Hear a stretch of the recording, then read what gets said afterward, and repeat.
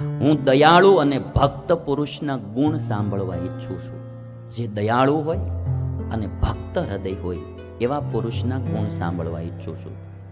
હવે એક પોપટ અને એક વૃક્ષ અને એક પક્ષીની કથા દાદા સંભળાવે છે.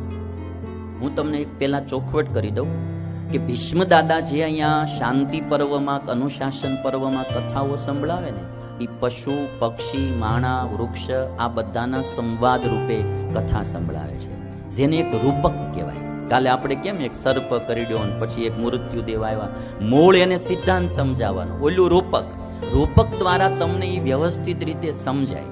જેમ કે અમુક વક્તાઓ કેમ અમે અમુક દ્રષ્ટાંત દેતા હોય, એ દ્રષ્ટાંત કઈ હકીકત ઘટના ઘટી જ હોય એવું ન હોય.